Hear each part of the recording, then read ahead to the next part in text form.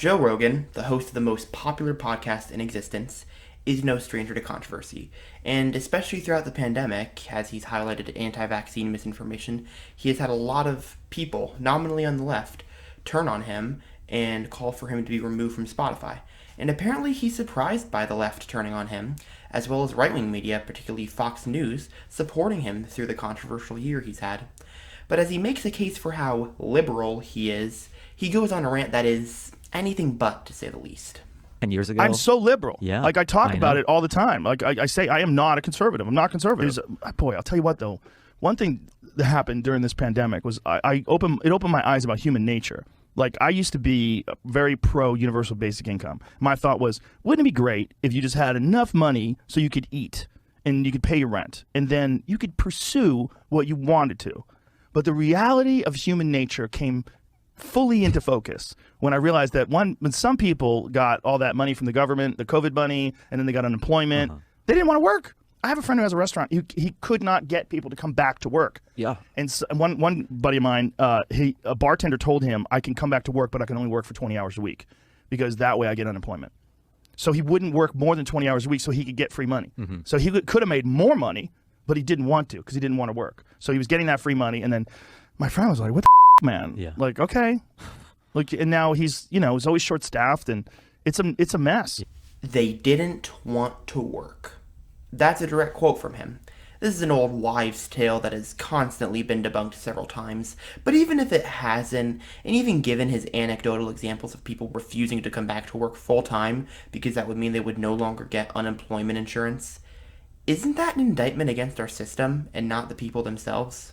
Quote, University of Chicago researchers found that the unemployment expansion of $600 a week in 2020 allowed people to spend money in a way they wouldn't without it. Additionally, research published this week by the National Bureau of Economic Research shows that more than two-thirds of Americans filing for unemployment benefits during the pandemic can earn more than they were while in work.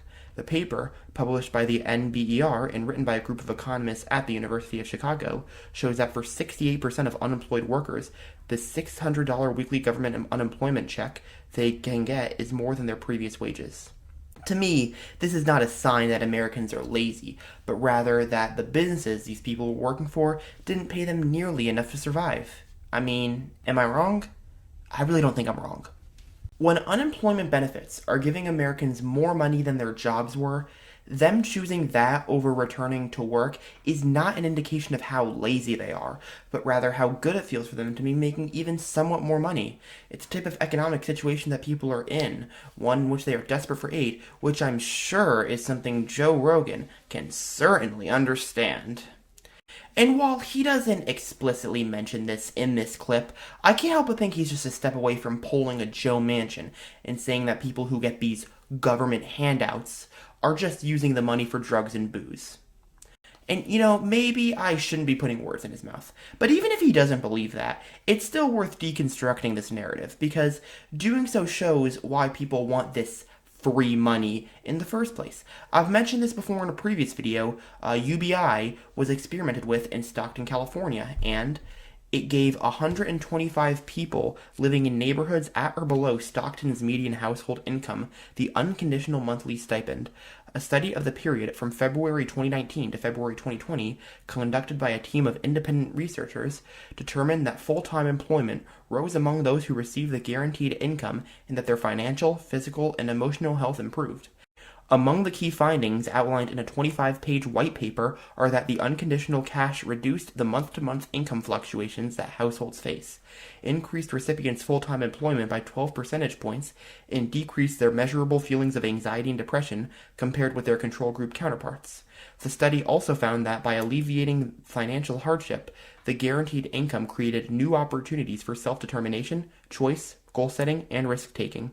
It furthered recipients' ability to cover unexpected expenses, which researchers noted was particularly important given the onset of the pandemic.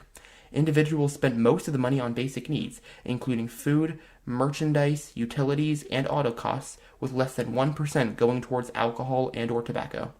So, in other words, as real world case studies show, people are spending the free money they're given on basic needs and not drugs or booze.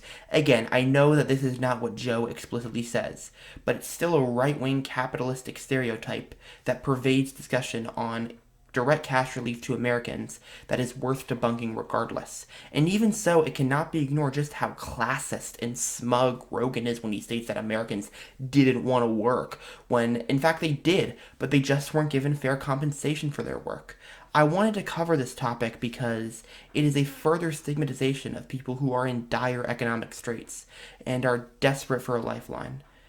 And if you're so desperate for people to get back to work and for your friends to be able to open their businesses again, maybe you should talk to them about providing a living wage, decent benefits, etc.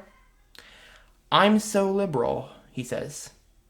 I think you meant to say neoliberal, Joe. Then you would have been absolutely correct.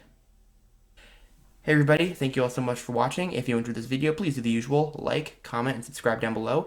And if you like the content I make, be sure to click the link below to support me on Patreon if you can. You can check out related videos I have off to the side, and I will see everybody later on. Peace out.